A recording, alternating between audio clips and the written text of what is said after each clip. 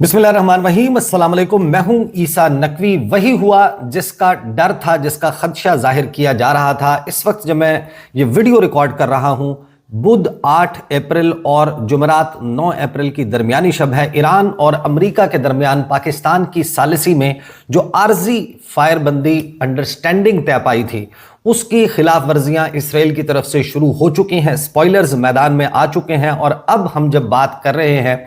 Iran की तरफ से आबनाए हुर्मुज़ को एक मरतबा फिर बंद कर दिया गया है। आबनाए हुर्मुज़ से जो परेशान कुन डेवलपमेंट्स आ रही हैं और साथ में कुछ ऐसी खबरें आ रही हैं कि अगर ईरान जो कुछ करना चाह रहा है, जिसके करने के हवाले से कोई बज़ाहिर बॉटल नेक नज़र नहीं आता, ईरान इतनी बड़ी फतह समेटेगा कि अरब ममालिक और इसराइल इनको ये हजम करना शायद बहुत मुश्किल हो जाएगा। जो सूरत हाल इस डेवलप हो रही है, अभी जब हम गुफ्तगू कर रहे हैं, इस्लामाबाद बंद हो चुका है। इस्लामाबाद जो है उसमें 2 दिन की आम तातील का ऐलान कर दिया गया है और उसके बाद अगले जो 2 दिन हैं उसमें ऑलरेडी जो लॉन्ग वीकेंड है, हफ्ता और इतवार, वो छुट्टी होती है। तो अगले 4 दिन इस्लामाबाद में बहुत अहम होने वाले हैं और अगले 48 घंटे इस सीज फायर के मुस्तकबिल के लिए बहुत अहम है। जो रन ऑफ द इवेंट्स है, क्या कुछ बहुत अहम हो चुका, उसके ऊपर बात करेंगे और फिर स्पेसिफिकली बात करेंगे कि आबनाए हुर्मुज़ के हवाले से ईरान ने जो इस वक्त जो मामलात सामने रखे हैं, अगर ईरान वो अचीव करने में कामयाब हो जाता है तो ईरान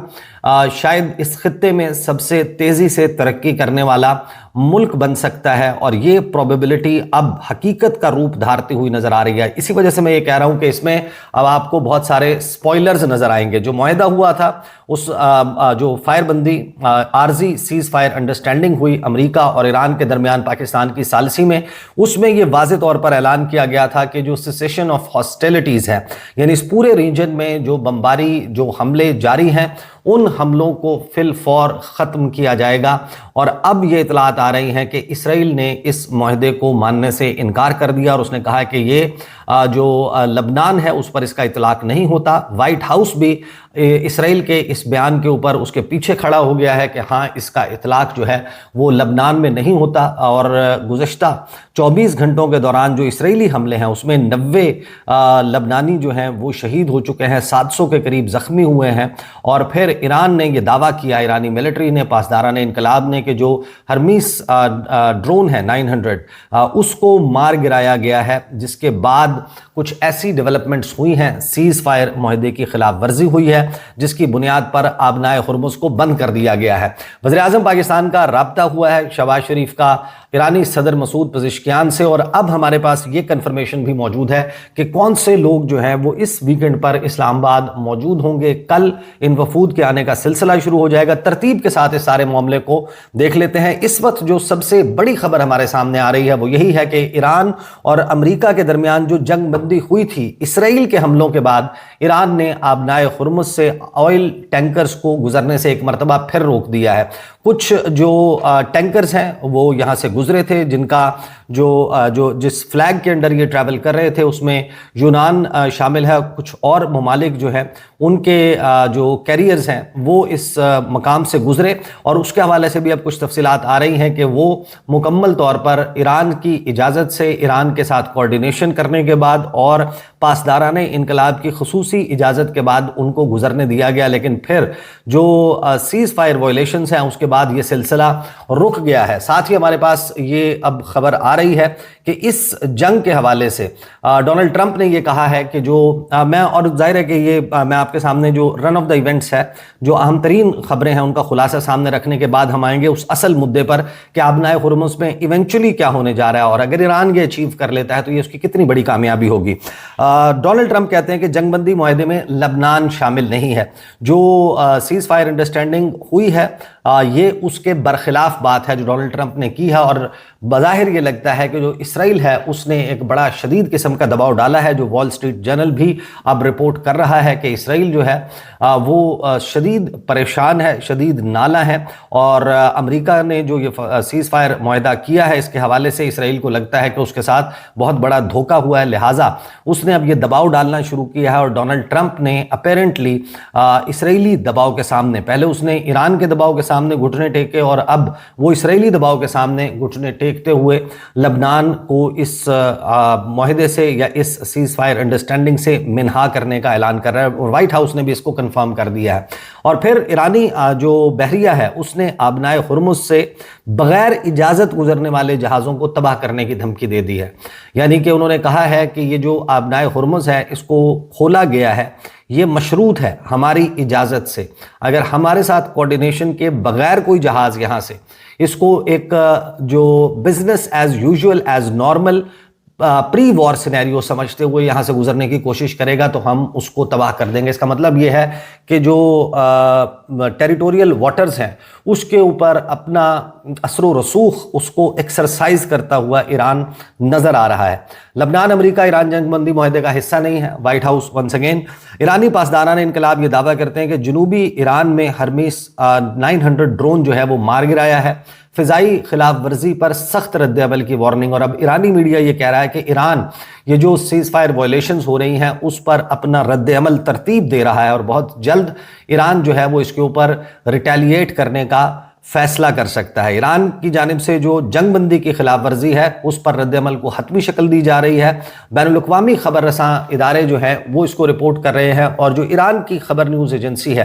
فارس، اس کے مطابق جو مبینہ خلاف ورزیاں ہیں اس پر رد عمل کو جو ہے وہ حتمی شکل دی جا رہی ہے، اور لبنان اور وہاں کی مزاحمتی تنظیموں کے خلاف اسرائیلی فوج کے حملوں کے بعد ایران مقبوضہ علاقوں میں اسرائیلی فوجی ٹھکانوں کے خلاف جوابی کارروائیوں کی منصوبہ بندی مکمل کر رہا ہے، یعنی کہ اب ایران جو ہے وہ اسرائیل کے خلاف حملے کرے گا، اور اسرائیل میں مختلف ٹھکانوں کو نشانہ بنانے کا فیصلہ بہت جلد سامنے آ سکتا ہے۔ پاکستان کے حوالے سے بڑی مثبت رپورٹنگ ہو رہی ہے، اور بلیو می کہ گزشتہ 21 سال سے فارن آفس کو اور جرنلزم کرتے ہوئے پاکستان کے حوالے سے فار دا رائٹ ریزنز اتنی مثبت گفتگو گزشتہ 24 گھنٹوں کے دوران جو ہوئی ہے اس کی ماضی میں مثال نہیں ملتی۔ اور پھر ہم دیکھتے ہیں کہ اس کے حوالے سے جو لوکل رد عمل ہے وہ بھی آنا شروع ہو گیا۔ اب جو صورتحال ہے اس صورتحال میں رابطہ ہوتا ہے وزیر اعظم شہباز شریف اور ایرانی صدر مسعود پزشکیان کے درمیان، ٹیلی فونک رابطہ جس میں جنگ بندی پر اطمینان کا اظہار کیا جاتا ہے، پاکستان کا شکریہ ادا کیا جاتا ہے، اور پھر اس 45 منٹ کی ٹیلی فونک کنورسیشن کے دوران جو مستقبل کی جو صورتحال ہے جو شیپ اپ ہو رہی ہے اس ریجن میں اس پر تبادلہ خیال کیا جاتا ہے، اور پھر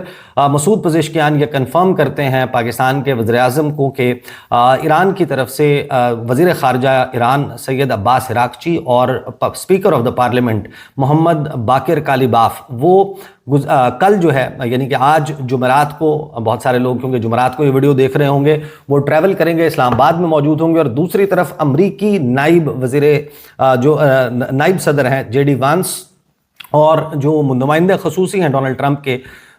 مشرق وسطیٰ کے لیے اسٹیو وٹکاف، ان کا اسلام آباد جو ہے وہ آنا لگ بھگ طے ہو چکا ہے، اس کے لیے اب تیاریاں کی جا رہی ہیں، اور یہ وہ ڈیولپمنٹ ہے جس سے انڈیا کو جو ہے باقاعدہ سانپ سونگ گیا ہے۔ اس ساری صورتحال میں اگلی جو ہمارے سامنے بڑی ڈیولپمنٹ آ رہی ہے کہ جس میں اسرائیل لبنان پر شدید حملے جاری رکھے ہوئے 90 افراد اس میں شہید ہو چکے ہیں، 700 سے زائد زخمی ہو چکے ہیں، اور اس ساری صورتحال میں اب ہمارے سامنے جو سب سے بڑی خبر آئی ہے وہ خبر یہ ہے کہ ایران نے اعلان کر دیا ہے کہ آبنائے ہرمز سے گزرنے والے تیل پر فی بیرل $1 ٹیکس لگے گا۔ اب سننے میں $1 فی بیرل بہت معمولی معلوم ہوگا، اور یہ ایران کی ٹیکس کی بات کر رہا ہوں۔ ایران نے یہ کہا ہے کہ آبنائے ہرمز سے جو جہاز گزریں گے ان کے اوپر ٹیکس لگایا جائے، آدھا ٹیکس وصول کرے عمان اور آدھا ٹیکس ہم وصول کریں گے۔ جو آدھا ٹیکس اس نے قرار دیا ہے وہ $1 فی بیرل ہے، یعنی کہ ایران نے یہ کہا ہے کہ آبنائے ہرمز سے گزرنے والے تمام جہازوں پر ان کے لوڈ کے مطابق، ان کے اوپر جتنا تیل موجود ہے اس کے مطابق ہر بیرل کے اوپر $1 ٹیکس لگے گا۔ لیکن یہ $1 ٹیکس آپ کو ابھی ایک معمولی فگر محسوس ہو رہا ہے، جب میں آپ کے سامنے اس کا کوانٹم رکھوں گا تو آپ کو احساس ہوگا کہ یہ کتنی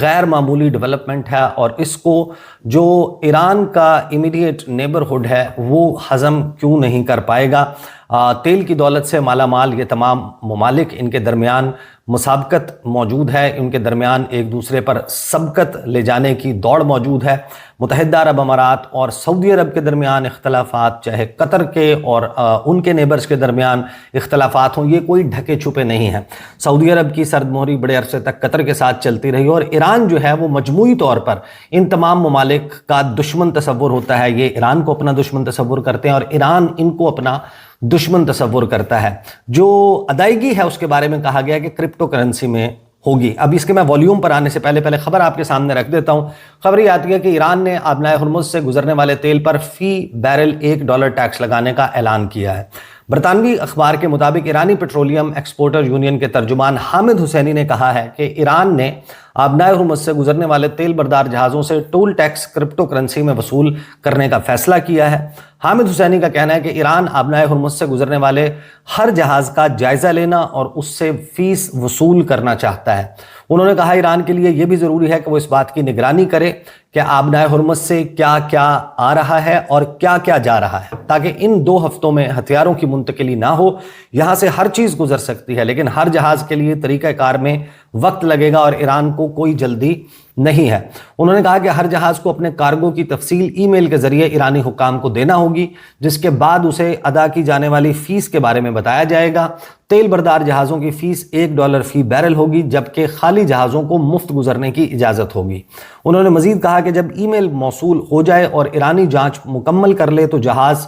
को चंद सेकंड के अंदर बिटकॉइन में अदायगी करना होगी। खबर एजेंसी के मुताबिक जंगबंदी के तहत ईरान और ओमान आबनाए हुर्मुज़ से गुजरने वाले बहरी जहाज़ों से महसूलात लेंगे। ईरान इन फंड्स को तामीर नौ के लिए इस्तेमाल करेगा, जबकि ओमान के मंसूबे गैर वाज़े हैं। ख्याल रहे कि आबनाए हुर्मुज़ से गुजरने के फैसले की ईरान की सुप्रीम नेशनल सिक्योरिटी काउंसिल ने जो है वो फैसला करती है, उसने इसकी मंजूरी दे दी है। और जो गैर मुल्की मीडिया, उसके मुताबिक बुध के रोज़ खलीज में मौजूद जहाज़ों को खबरदार किया गया था कि अगर उन्होंने ईरानी हुक्काम से इजाज़त लिए बगैर गुजरने की कोशिश की तो उन पर हमला हो सकता है। अगर कोई जहाज़ बगैर इजाज़त गुजरने की कोशिश करेगा तो उसे तबाह कर दिया जाएगा। साथ ही जब ये सीज़ फायर वॉलेशंस होती हैं तो आबनाए हुर्मुज़ से ऑयल टैंकरों को जाने से रोक दिया जाता है। अब ज़रा आप अंदाज़ा लगाइए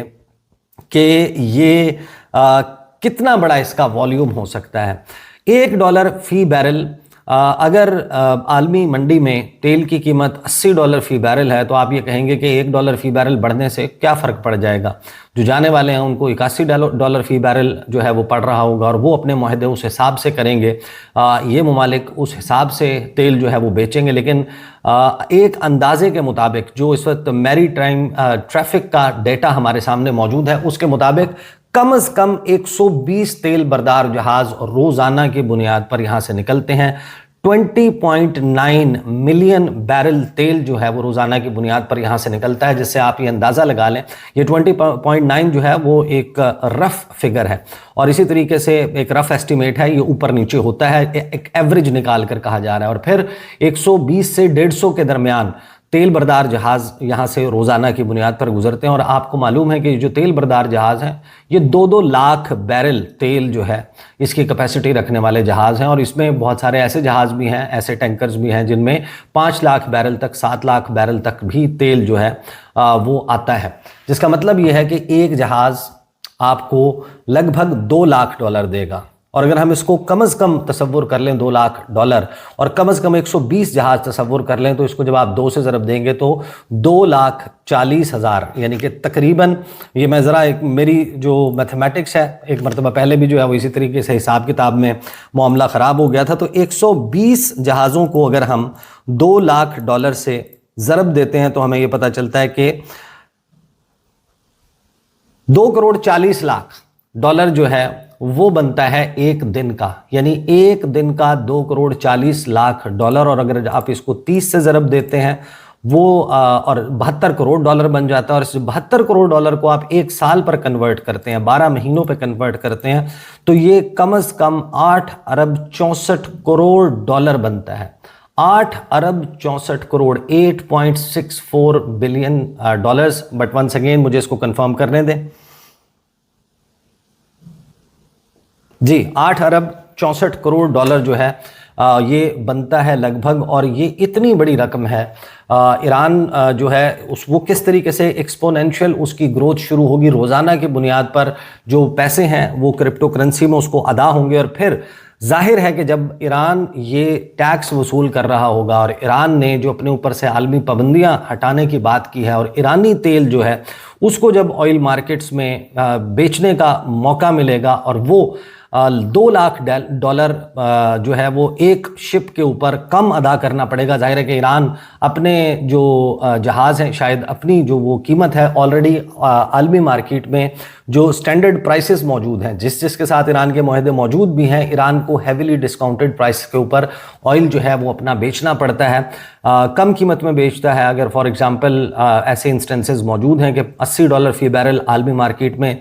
تیل کی قیمتیں ہیں، تو ایران جو ہے وہ $65 فی بیرل، $15 فی بیرل کم بیچ رہا ہوتا ہے۔ اور ایسی صورت میں کہ جب ایران کے اوپر سے تجارتی پابندیاں ہٹ جاتی ہیں، ایران جو ہے اس کو آبنائے ہرمز سے ٹیکس وصولی کی اجازت مل جاتی ہے، تو ایک انکم جو ہے ریگولر انکم سٹریم وہاں سے ایران کی جنریٹ ہوگی، اور دوسری طرف ایران جو ہے اس کا تیل عالمی مارکیٹ کے لیے دستیاب ہوگا، اور اس کا جو کمپٹیشن ہے اپنے ایلائز کے ساتھ، ایران کے جو کروڈ ہے، لائٹ کروڈ، اس کے بارے میں پوری دنیا کو معلوم ہے کہ یہ ایک بہت ہی بہترین تیل ہے، اور رضا شاہ پہلوی کے دور سے ایک بڑی لڑائی اور ایک بڑی مخاصمت، ایک بڑی مسابقت، ایک بڑی لاگت بازی جس کو کہا جاتا ہے، وہ موجود ہے خلیجی ممالک اور ایران کے درمیان، اسی بنیاد پر کہ ایران کا تیل جو ہے وہ ہاتھوں ہاتھ خریدنے کے لیے تیار ہوتے ہیں، ایران کا جو لائٹ کروڈ ہے، اور اسی بنیاد کے اوپر ایران کا اتنا فنومینل فائدہ ہونے جا رہا ہے